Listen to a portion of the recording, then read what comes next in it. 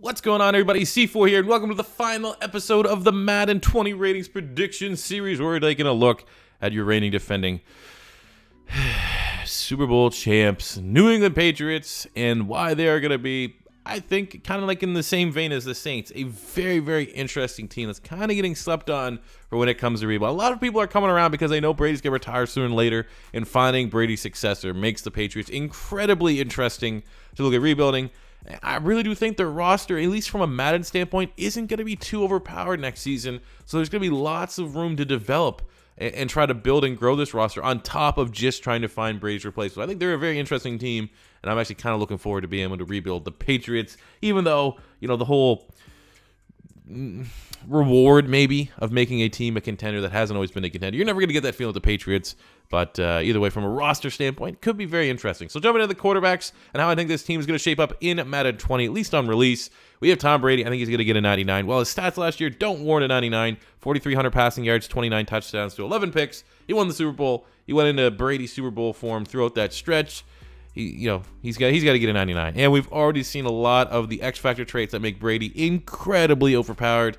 I think along with Mahomes and Aaron Rodgers, in terms of abilities, specialist abilities, Brady is right up there. He's 1A, B, C. Put them in your order for your play style. At running back, we got James White. We're going to give it 87 overall last season, 1,200 yards from scrimmage, 12 total touchdowns. You pair that with Sony Michel, who we're going to give an 82 during his rookie season, almost 1,000 yards, only 980 and 6 total touchdowns. Plus, he was huge in the playoffs for the Patriots. You got a very nice two-headed running back attack. At wide receiver, you have Julian Edelman. He's going to get an 88, much like Brady. I mean, his regular season stats, 950 yards, 6 touchdowns. Not bad, but the fact that he was unbelievable in the playoffs, I think that is going to affect his rating just a little bit, which it should. He's absolutely amazing in the playoffs. I think that should slightly affect his rating just a little bit. Josh Gordon's getting an 83 overall. Last season, he had 700 receiving yards, 3 touchdowns.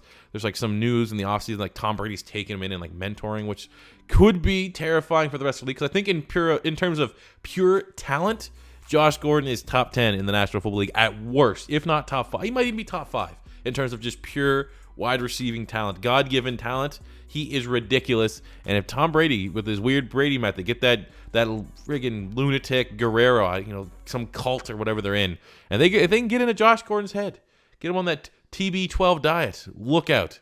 They brought in Demaryius Thomas. We'll give him an 80.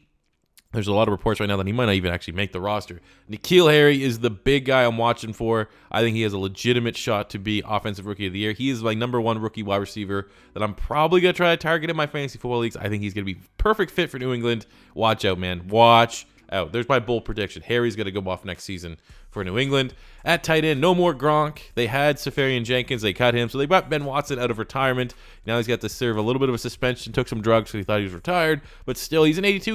He's a productive tight end returning to New England. I think it's a nice fit as soon as he can get back on the field. Offensive line, you have Isaiah Wynn, 75. Just we weren't able to see what he can do. A lot of question marks about an undersized tackle, 6'2", 310. So we're going to have to see what he can do next year. But Skarnecki is probably the best offensive line coach in the National Football League, and he'll be able to get Wynn to play at a high level. Tooney gets an 84, Andrews 85, Shaq Mason 88. I do like the pick of Frohol. We got Cannon 81, Yodny Kajust out of West Virginia 74. I think that's actually a steal of a pick that the Patriots got out of West Virginia. I think Skarnecki has got to turn this guy into a Pro Bowler someday, sooner than later. But overall, a very solid offensive line for the Patriots.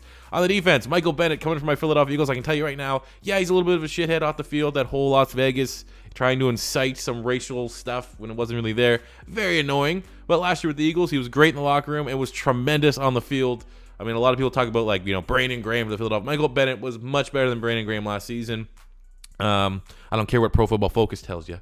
Michael Bennett's a beast, 87 overall, all damn day. Right defensive end, Chase Winovich might have a legit opportunity to start. A really nice selection out of Michigan, and his weight's all messed up. Don't blame me.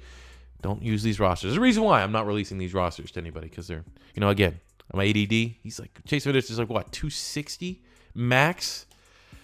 Anyways, moving to the inside. We have Lawrence Guy, graded out fairly well for Pro Football Focus. We'll give him an 81. Pennell Jr., 76. Left outside linebacker Kyle Van Noy. We're going to give him a 79 overall last season. 92 tackles, 3.5 sacks, 5 TFLs. Very, very interesting player. Tough to grade. He's good. he's awkward. He's awkwardly good at a lot of things. They brought back Jamie Collins from the Browns. That's another great get for the Patriots. They should be able to get him to return to the form of when he was in New England and dominating. Hopefully him and Belichick can get back on the same page.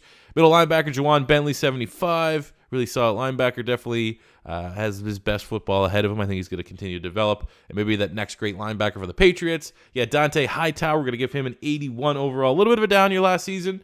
Definitely in the downswing of his career just a little bit. He's a guy that got by on his athleticism. He's super athletic linebacker coming out of Alabama. Now he's had a couple injuries, but still really, really solid. 81's a good grade for him. Into the secondary, we have Stephon Gilmore, first-team All-Pro, getting a 93 overall. I think he's the second highest corner, just behind Jalen Ramsey. Gilmore is goddamn solid, man. It's so annoying. This must be like such an annoying thing to see if you're a Buffalo Bills fan, because Gilmore was like the best corner the Bills had forever. And he just goes to the Patriots and takes his level to, and takes his game to like 3 levels more. Oh, that'd be frustrating. Jason McCourty, ageless wonder, had a really strong season last year as well. He gets an 85. We have Jonathan Jones and J.C. Jackson. Both these guys had 3 interceptions apiece, and they're on the right side, 25, so for a rebuild, very interesting to try and get those guys implemented. And you also got Joejuan Williams from Vandy. There's some talent there. Jumping to the safeties, you have Devin McCourty. We're going to give him an 88. Still converted corner, one of the better cover safeties in the National Football League. Then at strong safety, you have Patrick Chung, 81. Jerron Harmon, who actually led the Patriots with 4 interceptions last year. We're going to tie them at 81, even though I do know Chung's a little bit more in favor for Bill Belichick. You go 3 safeties. Harmon can come on the field and has been productive, made the most of his opportunities. Special teams, Gostowski, 82, and Ryan Allen, 79, for a solid special teams unit for the New England Patriots. So there you go, guys. Those are my Madden 20 predictions for how the Patriots could potentially look on the opening day roster. But ultimately, very interesting team for rebuilding. I think they should be a top 10 at worst if you're trying to rank out what teams you want to try to get your hands on and develop and rebuild and get your franchise modes in right away. I don't know if I'm going to do an updated list now that we've actually seen a lot of X factors and stuff. Maybe if you guys want to see me to do and give you guys a clear, concise, maybe top 10 teams to rebuild in Madden 20 or something like that, a revised list, I could do that. Demand is there. Hope you guys did enjoy this little breakdown series. It's super tough this year, knowing that the rating scale is going to be all over the place to try to predict what their actual base or overalls are going to be. But ultimately, they're going to be generally in the area that we're previewing, slightly in the area of where like Madden 19's rosters let off. But I more so hope you guys get out of this series to get a preview of what teams are going to be able to bring what to the table when deciding who you want to play your franchise modes and try to rebuild next year. So as always, guys, your first time stopping by, don't be afraid to hit that subscribe button. Madden 20 season's just getting hyped up and ramped up here on the channel, and you don't want to miss this ride. Smash the like button if you enjoyed. And until next time, it's C4 saying peace